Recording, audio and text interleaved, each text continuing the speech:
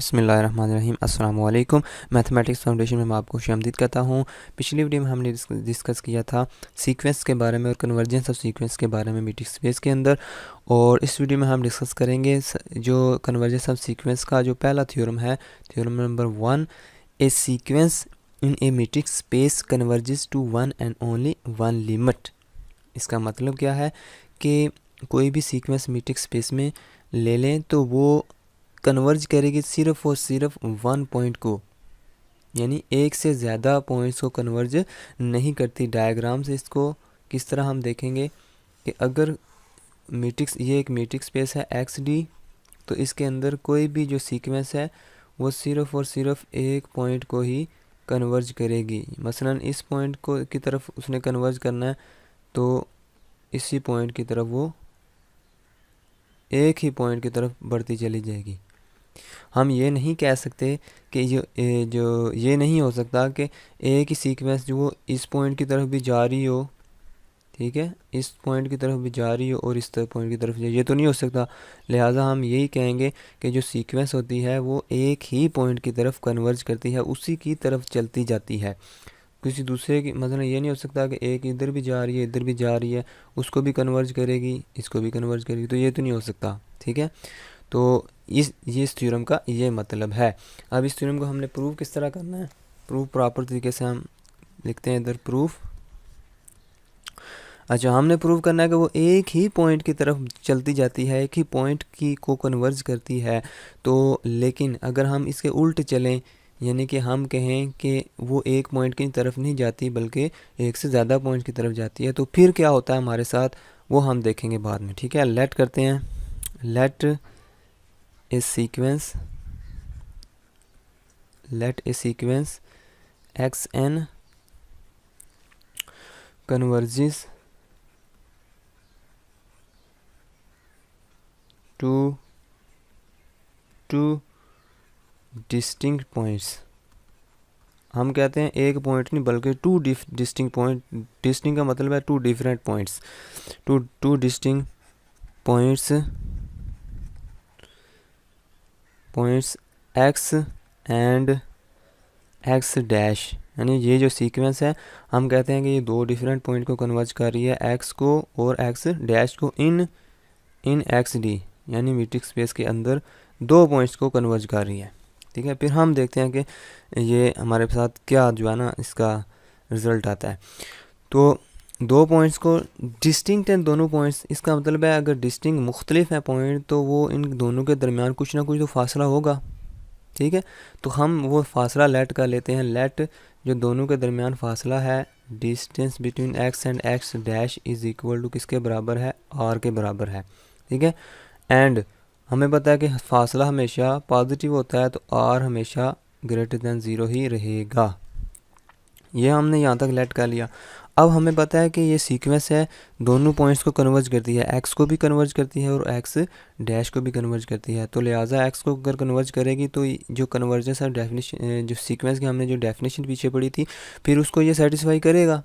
ठीक है, ये पॉइंट तो एज इधर लिखेंगे एज ये जो सीक्वेंस है ये कन्वर्ज करती है एक्स को, तो सो बाय डेफिनेशन तो उसकी जो डेफिनेशन है उसको सेटिस्फाई करेगा। डेफिनेशन हमें क्या कहती है कि for a given epsilon greater than zero there exist a natural number n not था पिछली वीडियो में, इधर हम n1 ले लेते हैं क्योंकि हमने ये दो पॉइंट्स लिए हैं, इसके लिए हम n1 ले लेते हैं, इसके लिए नेचुरल नंबर n2 ले लेंगे। So by definition for given epsilon greater than zero there exist a natural number n1 such that for all n greater than or equal to n1। ठीक है, यानी एक n1 ऐसा एग्जिस्ट करेगा जिससे आगे तमाम जो n होंगे, तमाम नेचुरल नंबर इससे आगे वाले जो होंगे, उनके लिए जो डिस्टेंस होगा इस सीक्वेंस और इस पॉइंट के दरमियान जो डिस्टेंस होगा वो लेस देन एप्सिलॉन होगा, लेकिन इधर हम अपनी जो है सहूलत के लिए एप्सिलॉन 2 ले लेते हैं। बाद में बताऊंगा एप्सिलॉन 2 क्यों लिया हमने, ठीक है। तो हमने इसका एप्सिलॉन बाई 2 ले सकते हैं, जो मर्ज़ी आप छोटे से छोटा नंबर ले सकते हैं, इसलिए एप्सिलॉन बाई 2 भी हम ले सकते हैं। तो हमने क्या किया है कि इन जो तमाम ऐसे नंबर नेचुरल नंबर जो n1 से बड़े होंगे उनके लिए ये xn और x के दरमियान जो डिस्टेंस होगा वो एप्सिलॉन 2 से लेस होगा, ठीक है। तो ये हमने डेफिनेशन लिखी है किसकी, कन्वर्जेंस ऑफ सीक्वेंस की डेफिनेशन लिखी है, क्योंकि वो x को कन्वर्ज कर रही थी तो लिहाजा हम इसके मुताबिक ये डेफिनेशन लिख सकते हैं। तो ये इसका इस डेफिनेशन का ग्राफिकली क्या मतलब है हम इधर देखते हैं। ये हमारे पास सपोज करते हैं एक सीक्वेंस है जो कि किसको कन्वर्ज करती है जी, पॉइंट x, ये x पॉइंट है और ये कोई सीक्वेंस है वो इसको कन्वर्ज कर रही है x की तरफ जा रही है, ठीक है। इसको कन्वर्ज करेगी, हमें पहले से गिवन है, यानी कि हमने लेट किया हुआ है कि x को कन्वर्ज करेगी। तो x को कन्वर्ज करेगी तो हम इधर फासला ले लेते हैं x से एप्सिलॉन बाई 2, उधर ऊपर भी एप्सिलॉन बाई 2 और एप्सिलॉन बाई 2 नीचे भी फासला ले लेते हैं। तो ये सारे नेचुरल नंबर हैं, ये सारे क्या हैं, नीचे वाली लाइन पे नेचुरल नंबर होते हैं और ऊपर वाले उसके जो है फंक्शन की वैल्यूज़ होती हैं। तो नेचुरल नंबर के मुताबिक आप देखें 1 2 3 4 5 6, अब गौर से देखें यहाँ इसके सामने ये आ रहा है, ठीक है, ये वाला पॉइंट। तो इसके आगे जो नीचे जा रहे हैं इसका मतलब है वो सारे एप्सिलॉन बाई 2 से नीचे टर्म में हो गई हैं, यानी कि x से उन सारी वैल्यूज़ का फासला एप्सिलॉन बाई 2 से छोटा हो गया। लिहाजा हमारा n1 किसके बराबर होगा, 3 के बराबर। n1 किसके बराबर होगा, 3 के बराबर। यानी n1 से अगर हम आगे बढ़ें, n1 से अगर हम आगे बढ़ें तो जो ये जो सीक्वेंस की टर्में हैं x1 xn वाली जितनी भी टर्में हैं ये xn वाली टर्में हैं, ठीक है ना। ये x1 थी, x1 इसको कह लें, चलें x2 कह लें, इसको x3 कह लें, x4 कह लें, x5 एंड सो ऑन आगे xn। तो अब देखें x3 जो वाली टर्म है उससे आगे वाली जो टर्में हैं वो सारी की सारी एप्सिलॉन बाई 2 फासले के अंदर आ गई हैं, ठीक है। तो हम कह सकते हैं कि फॉर ऑल, यानी ऐसे तमाम नेचुरल नंबर जो n1 से बड़े होंगे, ऐसे तमाम नेचुरल नंबर, ये सारे अगले नेचुरल नंबर जो कि n1 यानी कि 3 से बड़े होंगे उनके लिए x का फासला एप्सिलॉन से x का फासला xn से, यानी कि x वाली x4 x5 ये वाली सीक्वेंस की जो टर्में हैं इनसे फासला जो होगा वो लेस दैन एप्सिलॉन बाई 2 होगा, ठीक है। तो ये इसका मतलब है इस डेफिनेशन का। तो अब इसको हम दे देते हैं, इसको हम 1 का नाम दे देते हैं, ठीक है।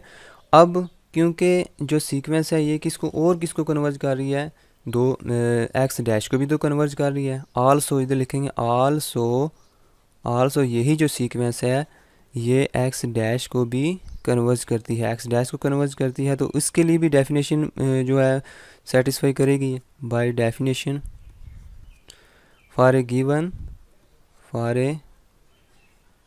Given epsilon greater then 0 there exists a natural number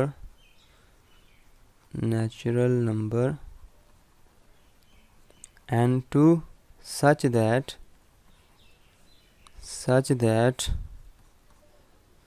कि इसके लिए भी जो डेफिनेशन एग्जिस्ट करेगी तो इसके लिए भी फॉर ऑल वो तमाम नेचुरल नंबर जो कि बड़े होंगे n2 से उनके लिए जो फासला होगा xn वाली टर्मों का किस से, x डैश से, वो लेस देन एप्सिलॉन बाई 2 होगा, ठीक है। इसको 2 का नाम दे देते हैं।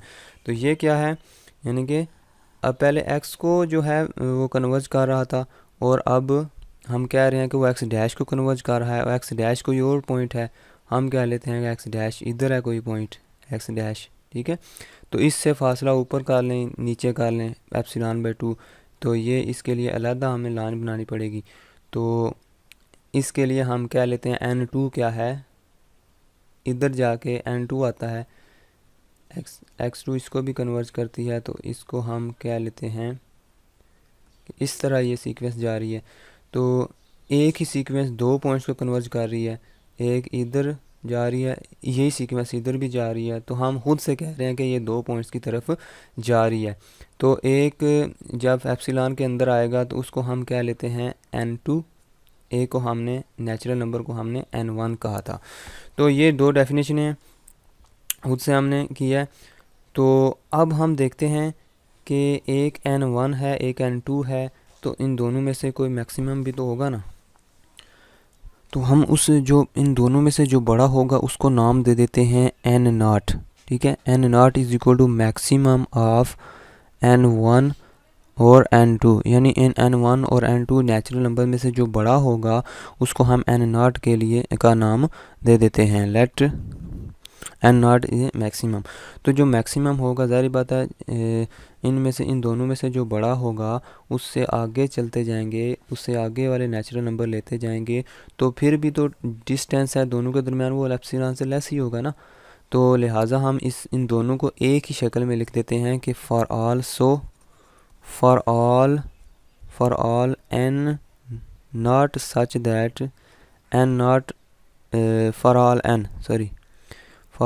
n जो कि n0 से बड़े होंगे, फॉर ऑल n जो कि n0 से बड़े होंगे, उनके लिए ये दोनों डेफिनेशनें होल्ड करती हैं। यानी कि दोनों ये n1 और n2 अगर n1 बड़ा है तो ये भी फिर इससे जो है ना आगे वाली टर्म में जो हैं वो उनका फासला इनसे छोटा ही होगा एप्सिलॉन से, तो दोनों के लिए होल्ड करेगा वो n0।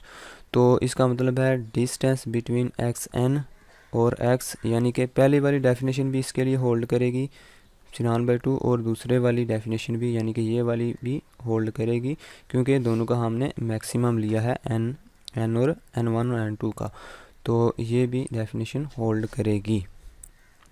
अब देखें हमने एक चीज़ ली थी सबसे पहले कि जो डिस्टेंस है दोनों के दरमियान वो क्या है r, x और x डैश के दरमियान डिस्टेंस क्या है r है।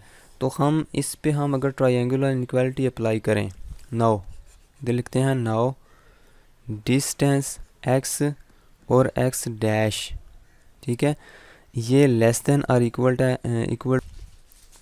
डिस्टेंस x और xn एक टर्म ऐड कर देते हैं इसमें, और डिस्टेंस xn x डैश तक, यानी कि ट्रायंगुलर इनइक्वालिटी हमें यही कहती है कि अगर x से लेकर xn तक फासला ले लें, उसमें जमा कर दें xn से लेकर x डैश तक फासला, दोनों को जमा कर दें तो वो बड़ा होगा या इक्वल होगा x से लेकर डायरेक्ट x डैश तक डिस्टेंस लें, यानी x से डायरेक्ट x डैश तक अगर डिस्टेंस लें तो वो उससे लेस होगा, ये दोनों को जमा करें तो ये ग्रेटर देन और इक्वल होगा। ये हमें ट्रायंगुलर इनइक्वालिटी कहती है।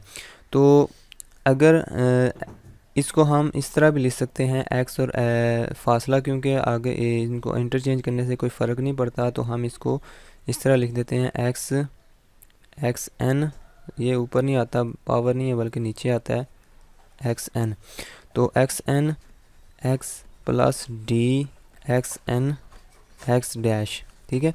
अब ये क्या है, ये लेस देन ε/2 है, लेस देन ε/2 प्लस ये क्या है, ये भी क्या है लेस देन ε/2, ये भी लेस देन ε/2 है। दोनों को जमा करें तो कितना आएगा, आधा एप्सिलॉन तो एक पूरा एप्सिलॉन, ठीक है। तो इसका मतलब ये हुआ कि अगर हम यहाँ एप्सिलॉन क्योंकि आर्बिट्रेरी है, एप्सिलॉन क्या है आर्बिट्रेरी, यानी आर्बिट्रेरी का मतलब है एप्सिलॉन हम कोई भी ले सकते हैं ना गिवन, तो एप्सिलॉन आर भी तो ले सकते हैं, ठीक है, एप्सिलॉन कुछ भी ले सकते हैं, लेकिन एप्सिलॉन क्योंकि एप्सिलॉन जो है आर्बिट्रेरी है कोई भी ले सकते हैं, तो एप्सिलॉन आर भी तो ले सकते हैं, लिहाजा अगर हम आर ले लें, इसकी जगह आर रख दें, तो ये किसके बराबर है आर के, तो आर से लेस तो नहीं हो सकता, ये तो गलत हो गया, ठीक है, आर से लेस नहीं हो सकता, 1 1 से लेस तो नहीं हो सकता, 2 2 से लेस तो नहीं हो सकता, ये तो गलत हो गया। लिहाजा ये एक कंट्राडिक्शन है, ए कंट्राडिक्शन, यानी कि एक मुखालफत हो गई है। कंट्राडिक्शन हमने जो सपोज किया था वो गलत साबित हो गया। इसका मतलब है कि हमने जो लेट किया था कि वो सीक्वेंस जो है 2 पॉइंट्स को कन्वर्ज करती है, वो हमने गलत लेट किया था। वो बल्कि हमने जो है ना, ये साबित हो गया है कि वो 2 पॉइंट्स को नहीं बल्कि एक ही पॉइंट को कन्वर्ज करती है। तो ये ही इसका रिज़ल्ट हमने आखिर में लिखना है कि which is contradiction, hence hence the sequence x n converges to only one लिमिट। ठीक है ना, one and only one limit, to one and only one limit. तो ये इस जो थ्योरम का प्रूफ था। अगर आपको ये वीडियो अच्छी लगी है तो इसको लाइक करें, अपने दोस्तों के साथ शेयर करें, इस चैनल को सब्सक्राइब करें अगर आप न्यू हैं तो। और अगर आपको कोई जो है ना इसमें कोई मसला आ रहा है, कोई चीज़ समझ नहीं आई, तो मुझे कमेंट बॉक्स में आप पूछ सकते हैं। अल्लाह हाफिज़।